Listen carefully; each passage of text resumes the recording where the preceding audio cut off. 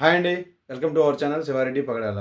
ఇప్పటికి ప్రభుత్వం కొలువు తీరి సుమారు 20 నెలలు దాటేసింది. వైఎస్ఆర్‌సీపీ పార్టీ అనుకునింది వాళ్ళల్లో వాళ్ళే కొట్టేసుకొని విడిపోతారులే. వాళ్ళు వెళ్ళిపోయాక మన రాజకీయాన్ని మనం ముమ్మరంగా స్టార్ట్ చేయొచ్చు అనుకుంది. బట్ ఈళ్ళు ఈ కూటమి ప్రభుత్వం వోళ్ళు మేము 15 ఏళ్ళు కలిసి ఉంటాం. మేము 15 ఏళ్ళు కలిసి ఉంటామని మాటకు ముందు ఒకసారి, మాట వెనక ఒకసారి చెప్తా ఉన్నారు. వాళ్ళ కార్యకర్తలకి ఎంత గొడవలున్నా గానీ వాళ్ళ వరకే ఉంటున్నాయి. మళ్ళీ ఉమ్మడి కార్యాచరణకు వచ్చేసరికి అందరూ అయన్నీ పక్కన పెట్టి ఒకటైపోతున్నారు. ఇవన్నీ చూసి అబ్బా! ఇదేం అయ్యేలా లేదే అని ఎలాగైనా ఇంకా ఇట్లా పెట్టుకుంటే మనకు పని కాదని కాపు ఓట్లని పోలరైజ్ చేయటం స్టార్ట్ చేశారు.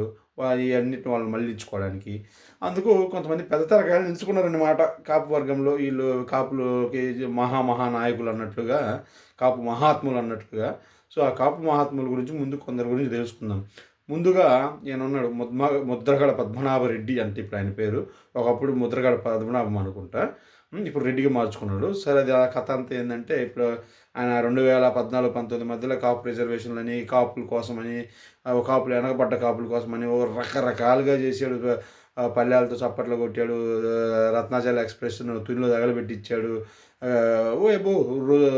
ఆయన చేయనియంటూ లేదనమాట ఆ గవర్నమెంట్‌లో. తర్వాత గవర్నమెంట్ మారిపోయినాక మరి ఆ మనిషి ఉన్నాడో లేడో, ఉన్నట్టు కూడా ఈ రాష్ట్రంలో ఎవరికి తెలియనంత చప్పుడు చేయకుండా సైలెంట్‌గా ఉన్నాడు. అంత కాకుండా మళ్ళీ ఇంకొక కాపు నాయకుడైనటువంటి పవన్ కళ్యాణ్ మీదనే ప్రతిదినం బూని నేను పవన్ కళ్యాణ్‌ని ఓడిస్తా, పవన్ కళ్యాణ్ పార్టీని ఓడిస్తా, లేకపోతే నా పేరుని ముద్రగడ పద్మనాభం నుంచి ముద్రగడ పద్మనాభరెడ్డిగా మార్చుకుంటా అని నానా రకాల సవాలు చేశాడు. తర్వాత కూతురుతో కూడా చివాట్లు తిన్నాడు. ఇంకా తింటనే ఉన్నాడు. పొద్దున్న లేస్తే బయటకు వచ్చాక చంద్రబాబు మా ఆవిడని తిట్టాడు, అయి తిట్టాడు, ఈ తిట్టాడని రకరకాల మాటలు మాట్లాడేసి ఆయన కాపు నెలల్లో కూడా చులకనైపోయాడు. మరి ఇటువంటి ఈయనైతే మారిన పార్టీ లేదు రాష్ట్రంలో. సరే అంతో ఇంతో ఒక పార్టీకి సపోర్ట్‌గా చేస్తున్నట్లు చేసినా ఆయన కాపు నాయకుల కోసం, కాపు జనాల కోసమని కొన్ని పోరాటాలైతే చేశాడు. ఈయన ఒకటి. ఇంకొక ఆయన రీసెంట్‌గా కాపు టైగర్‌గా పిలుచుకునే అంబటి రాంబాబు అనమాట. ఆయన ఒకప్పుడు మా కాపులు కక్కా ముక్కలేంది అది జరగదు, ఇది జరగదు అన్నట్లు మాట్లాడిన ఆయన. మరి ఏమైందో ఏమో చంద్రబాబు నాయుడిని లాబాస్తో తిట్టి పాపులర్ అయిపోయి జైల్లో పోయి రావటం వల్ల కాపు పిత్త అయిపోయాడనమాట. కాపు పిత్త అయిపోయాడు, కాపు టైగర్ అయిపోయాడు, బయటకు వచ్చేసాడు.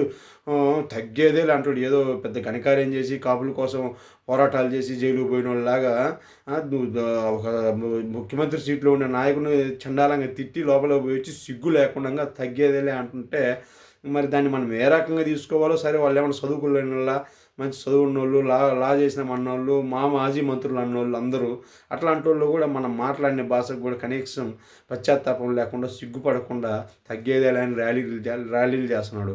ఈయన కూడా ఎన్నడూ కూడా నాకు తెలిసి కాపుల కోసం ఇది, కాపుల కోసం అదే అని ఒక పోరాటం చేసింది కానీ, ఒక ఉద్యమం చేసింది కానీ, పోనీ అధికారంలో ఉన్నప్పుడు నేను ఒక కాపు నాయకుడు అయినటువంటి నేను కాపుల కోసం ఇది చేస్తున్నాను, ఈ జీవో చేస్తున్నానని చూసినట్లు నేను ఎక్కడా చూడలేదనమాట. ఇప్పుడు ఈయన కాపు పెద్ద కాపు టైగర్ అయిపోయాడు.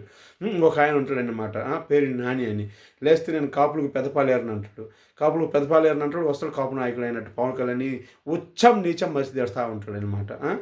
ఇప్పుడు నువ్వు కాపు నాయకుడివే కదా, ఇంకొక కాపును ఎందుకు తిడతావు? కావాలంటే కాపులు అదేంది తప్పు చేస్తే నిందించు.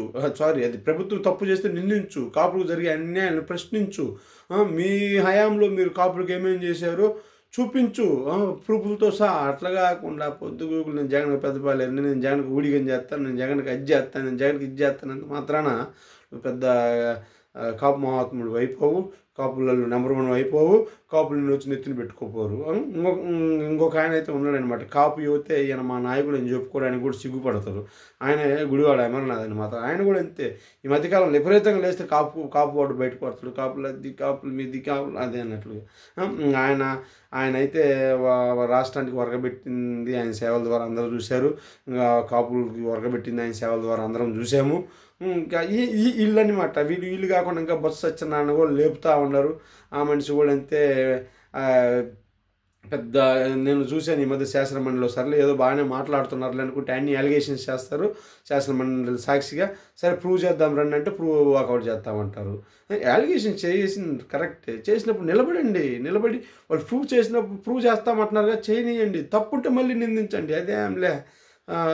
ఏదేదో అంటుంటాడు. మనం ఏం చేస్తాం, అదే కొన్ని ఏదైనా రెస్పాండ్ అవుదామంటే చాలా పేషెన్స్‌తో వినాలా. అంత పేషెన్స్‌తో విన్నా గాని నాకు అర్థం కావు అప్పుడప్పుడు. వీళ్ళనమాట కాపు నాయకులు. వీళ్ళు మరి ఎవరేమి కాపులను ఓడబడిచాడో నాకైతే తెలియదు. ఈ వీడియో చూస్తున్న కాపు మహాశయులకు ఎవరికైనా తెలిస్తే ప్లీజ్ దయచేసి కింద కామెంట్ తెలియచేయండి. ఓకే.